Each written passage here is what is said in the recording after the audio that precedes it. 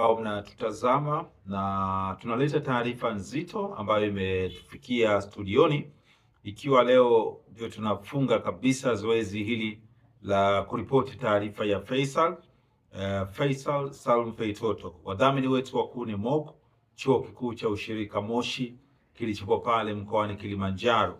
Wewe ambao umehitimu kidato cha 4, kidato cha 6, nenda pale watafuta, lakini pia wanaohitaji bachelor's degree moja kwa moja wanachukuliwa na kupokelewa na kufanya vizuri sana. Sasa taarifa ambayo tunaileta hapa ndio ambayo imetufikia katika zile chukuchuku za ndani kabisa, ama chikichiki za ndani, ni kwamba leo ndio kimefanyika kikao cha mwisho kwa makabidhiano ya dokumenti mbalimbali na kuingiza katika mfumo majina yote ya Faisal Salum Feitoto, lakini pia kandarasi yake na ule mwaka ambao sasa amesaini rasmi kuitumikia Yanga, akihusika katika miaka miwili. Kwa hiyo mkataba wake unasoma sasa katika miaka miwili ijayo, na kipengele kikubwa ambacho Faisal Salum amekipambania kisiwepo ni kile ambacho kimemsumbua kwa muda mrefu. Tunafahamu wakati anatoka Young Africans kwenda Azam FC kulikuwa na kile kipengele cha mauzo kwamba kama atauzwa kwa timu pinzani, hususan wekundu wa Msimbazi Simba, basi kuwe na mzigo wa bilioni 1 za Kitanzania, Yanga iweze kunufaika. Lakini kwa sasa Faisal amepevuka, hilo jambo halitokuwepo.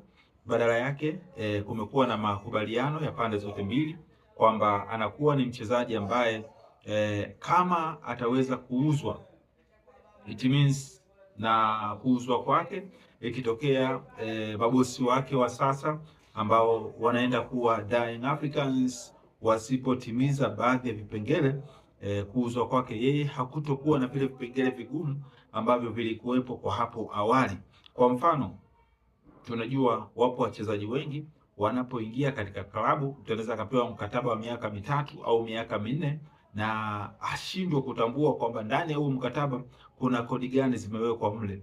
Lakini sasa Faisal amekuwa na kuyaona machungu ya muda huu ambao vipo vilabu mbalimbali, hususan wekundu wa Msimbazi Simba, nao walikuwa wakihitaji huduma yake, lakini alishindwa kwenda kwa sababu ya kipengele ambacho kiliwekwa cha kama atauzwa Simba basi Yanga inufaike kwa bilioni 1.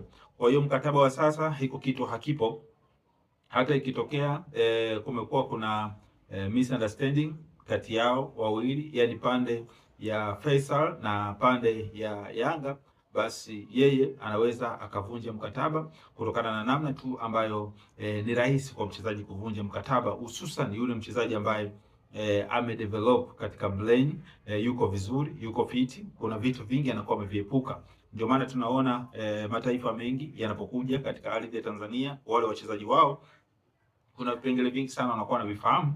Ndio maana unaona hata ikitokea Yanga kavunja mkataba, it means kwamba anatakiwa apate malipo yake kwa haraka zaidi. Tunaona hivi sasa tunaambiwa kwamba pengine Yanga imefungiwa kusajili wachezaji, lakini ametoka hapa muda si mrefu Shaban Ali Kamwe, meneja habari wa klabu ya Yanga, akithibitisha kwamba hilo jambo halipo, si kweli. Ukitaka uthibitisho zaidi ni vizuri ukaenda pale TFF ili kuweza kujua kitu gani ambacho kilidelay, lakini sio Yanga walishindwa kulipa kwa mchezaji ambaye alikuwa anaidai club.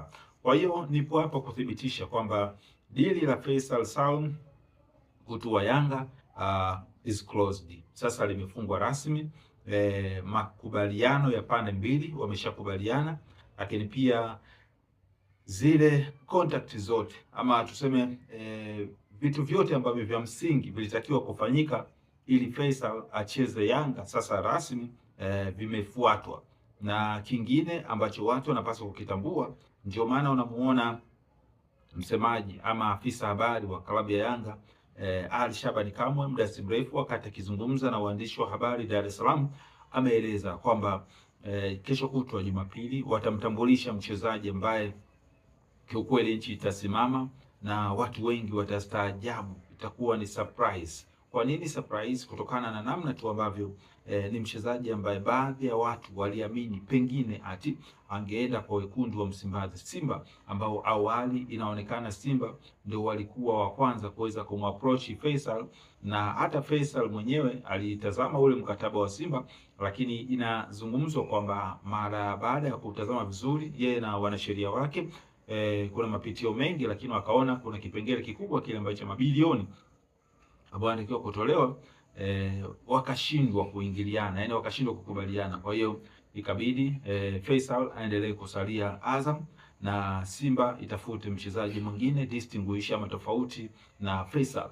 Lakini hivi tunavyozungumza, Yanga kwake imekuwa ni rahisi sana, kwa sababu kile kipengele cha ukiuzwa kuna bilioni kadhaa na rejea Yanga, maana kimekufa moja kwa moja, na badala yake sasa anakuwa ni mchezaji ambaye mzigo unaingia Azam FC, kwa sababu ni mchezaji ambaye alikuwa na kandarasi kwa mwaka mmoja ambao umesalia, lakini pia na mzigo wake mwenyewe pia naye anakuwa ameupata kwa urahisi.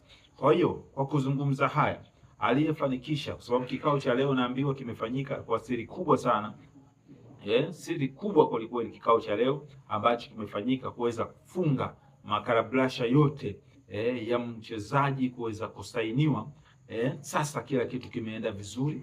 Kwa hiyo hakuna mbambamba. Narudia tena, dili la Faisal kutua Yanga limekamilika rasmi. Nilizungumza usiku wa kuamkia leo kwamba kuna fedha zaidi ya bilioni 3 za Kitanzania zimetumbukizwa kwenye account. Watu wakasema wanasemaje zimetumbukizwa kwenye account ya Faisal?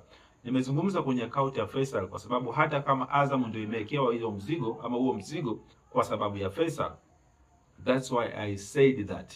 I'm sure, nina uhakika kile ambacho ninakizungumza kutokana na vyanzo vyangu vya uhakika. Kwa hiyo ujasiri wote ambao tunauona anao afisa habari wa klabu ya Yanga ni kwa sababu ya namna ambavyo wamesha approach dili hili kwa 100% na limefanikiwa. Kwa hiyo hakuna uzi wowote tena ambao umesalia tutakaosema kwamba pengine huu unaweza ukamzuia Faisal kucheza Yanga.